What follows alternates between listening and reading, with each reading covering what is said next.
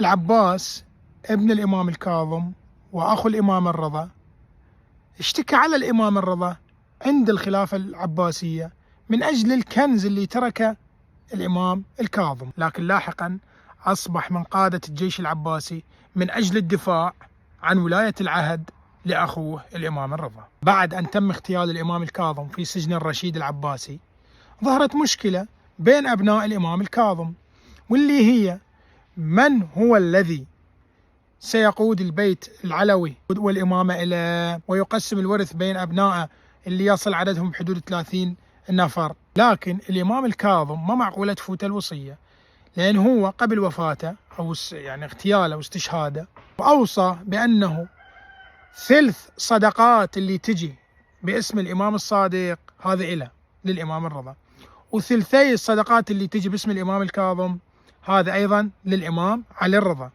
وأيضا هو المسؤول والوصي عن يعني حسب وصية الإمام الكاظم بأنه عن صبياني وجواري والموالي اللي عندي، ولا يحق لأحد من أبنائي أن يزوج أحد أخواته يعني من بنات الإمام الكاظم دون الرجوع وموافقة ابن علي بن علي الرضا. وإذا أراد علي الرضا أن يخرج أبنائي من هذه الوصية كلها هو حر. الإمام علي الرضا هي الإمامة إله. وبأسفل الوصية اللي كتبها الإمام الكاظم هنالك ختم، تحت الختم يذكر بأنه ولعن الله إذ أي شخص يفتح هذا الختم أو يمسه ويرى ما تحته سواء كان من أبنائه أو من الحكام والقضاة. على الرغم من أنه علي الرضا قال لهم أنا بالنسبة إلي الأموال والكل أنا أي شيء تحتاجون، أي دين عليكم، أي حاجة تحتاجوها أنا بالنسبة إلي موجود، والأموال أي شيء تطلبوه بدون ما أسأل أنطيكم. لكن بعض أبناء الإمام الكاظم ما اقتنعوا بهذا الكلام، واللي هم إبراهيم والعباس وأحمد وإسماعيل ما اقتنعوا بهذا الكلام، ما اقتنعوا بالوصية ورفضوها رفض تام. فراحوا واشتكوا عند قاضي المدينة اللي هو أبي عمران الطلحي، طبعا هو يعني خاضع للخلافة العباسية، هذا الخلافة العباسية هي المعينته. فراحوا واشتكوا عنده، قالوا له إنه أخونا أكل حقنا وإحنا نريد نشتكي عندك أنت بصفتك قاضي المسلمين. وبالفعل اجتمع البيت العلوي، لكن القاضي احتراما للبيت العلوي ذهبوا هذا الاجتماع أو المقاضاة حدثت في يعني أحد بيوت العلويين. اجتمعوا فتحدث منه؟ تحدث العباس، فقال يا القاضي إنه أخونا أكل حقنا، وما معناه وحاشا الإمام الكاظم إنه استغل ضعف والدنا وكذا وسيطر عليه، ويعني ما معناه مع احترامي لآل البيت إنه ما معناه أخونا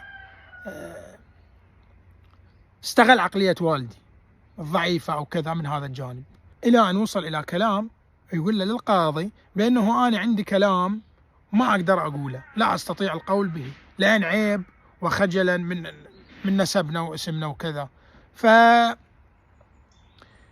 عليه هنا البيت العلوي كله وسكتوه وأهانوه، لأنه أنت وصلت بك الدرجة والطمع أنه أنت تتحدث بهذا الكلام. ومن ضمن اللي انتفضوا ضده ولدرجة أنه سحب من ملابسه هو الإمام إسحاق ابن الإمام جعفر الصادق يعني عمه.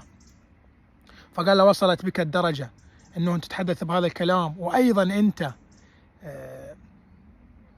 تشكك وتستخف بعقل والدك. هو العباس انتظر يهدأ البيت العلوي، فقال لهم تمام ما عنده مشكلة، لكن أنا أصر على فتح الختم هذا، لأن تحت هذا الختم كنز، فأنا يا أيها القاضي بصفتك قاضي مجبر أنت حسب طلبي وطلب أخواني أنت تفتح هذا الكتاب وتفتح هذا الختم اللي بأسفل هذه الوصية اللي كاتبها على أساس والدنا اللي علي الرضا.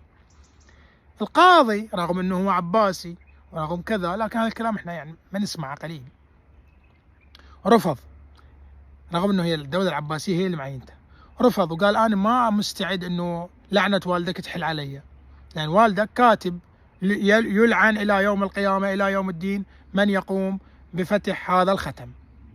فهو قال لهم تمام ما عنده مشكلة، هذا العباس ومع أخوانه اللي هم 3 تقريبا كانوا متفقين على هذا الرأي، والبقية لا مع الإمام الرضا.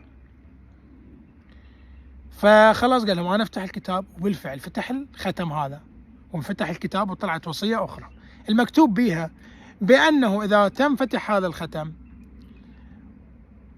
كل أخوان علي الرضا ورثهم إلى علي الرضا، وأنا أوصي جميع الورث وجميع ميراثي وصدقاتي والزكاة اللي تجينا والخمس وكذا وكذا، وحتى الجواري والموالي والصبيان اللي أنا عندي هم يكونون من حق علي الرضا. أما الأبناء فكلهم خارج قوس، إلا إذا أراد علي الرضا أن يحسن إليهم ويعطيهم. هنا العباس واللي معه إبراهيم وغيره من أبناء الإمام الكاظم انصدموا من هذا الكلام، أنهم هم بعد كل شيء ما إلهم، لا يملكون أي شيء، كل أمرهم وهذا القاضي، وأمر قاضي راح يصير بعد حسب الوصية هذه، شريعة ودين وكذا. انتفضوا وقالوا هذه الوصية أصلا هي كلها كذب. الإمام الكاظم كان يعلم بأنه ممكن يكون هذا الأمر، فكان من ضمن الشهود عدد الرجال من البيت العلوي وأسمائهم كثيرة ومتواردة وكذا موجودة يعني ثابتة. جارية أو إحدى أمهات أبناء اللي هي أم أحمد كانت من ضمن الوصية، إنه هاي من ضمن الشهود، فأرسلوا إلها وجدتي مخمرة فقط العيون، دخلت للمجلس وأرسلها القاضي، فقالت أنا أشهد هذه الوصية الإمام الكاظم كتبها وكذا بوجودي ووجود فلان وفلان وفلان. لكن العباس وإخوانه وصلت بهم الدرجة إنهم قالوا لا، هاي مو أم أحمد، هاي وحدة غيرها والرضا جابها حتى يخدعنا، هاي مو أم أحمد. فطلبوا من القاضي أن يكشفون عنها، وبالفعل كشفوا عن وجهها وثبتت أنه هي. لكن هي ماذا قالت؟ قالت والله لقد قال لي إمام الكاظم بأنه سوف تقفين في مثل هذا المجلس ويرفعون النقاب عن وجهك حتى يثبتون لأنهم كذا وكذا. فهنا الصدمة كانت كبيرة، فأخوانا طلعوا كل شيء ما إلهم، وفضل المجلس بانتصار ساحق للإمام الرضا. وهاي بعد شنو؟ بعد وفاة الإمام الكاظم أو استشهاده بحدود سنة 183 للهجرة. لكن بعد تقريبا 20 سنة حدثت الثورة العلوية الكبرى اللي أنا تحدثت عنها بالحلقات السابقة، اللي ثورة محمد بن طبطبة وتوابعها. بعد أن انتهت أو على نهايتها مثل ما تحدثنا بالحلقات السابقة، المأمون عين علي بن موسى الرضا الإمام الرضا صاحب هذه الحادثة، عين ولي عهد من بعده، والسبب حتى يهدئ الشيعة، وتحدثت الأسباب أيضا بالحلقات السابقة.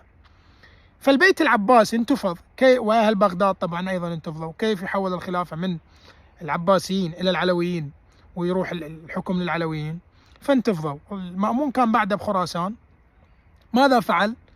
العباسيين عزلوا المأمون، خلعوا وقالوا هذا مو خليفة، خليه يبقى بخراسان، احنا نعين خليفة جديد ببغداد.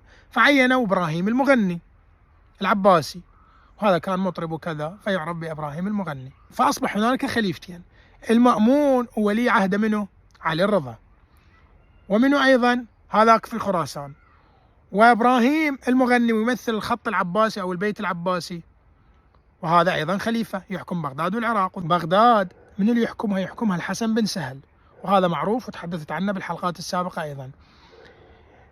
هذا الحسن بن سهل اتهموه أهل بغداد والعباسيين بأنه هو أخوه هم اللي حولوا ولاية العهد إلى العلويين، فطردوه من بغداد، فخرج بجيشه وحاصر بغداد، وأيضا معه منه حميد بن عبد الحميد وأيضا حاصر بغداد وياه كل واحد من جهة.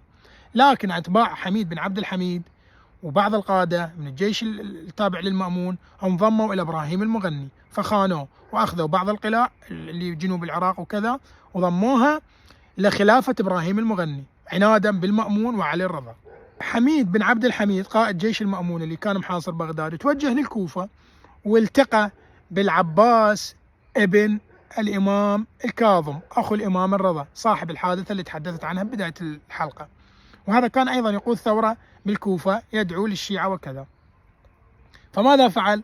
حميد بن عبد الحميد قال أنت على شنو تقاتل؟ هنا صار خلافتين، خلافة أيد أخوك وخلافة أصلا ضدكم اللي هي إبراهيم المغني والعباسيين، فأنت بدل هذا دافع عن أخاك، وأنت والي الكوفة، أنت دافع عن ولاية أخوك، بس يموت المأمون يصير خليفة وتحول الحكم لكم، وممكن أنت تستلم الحكم من بعد أخوك.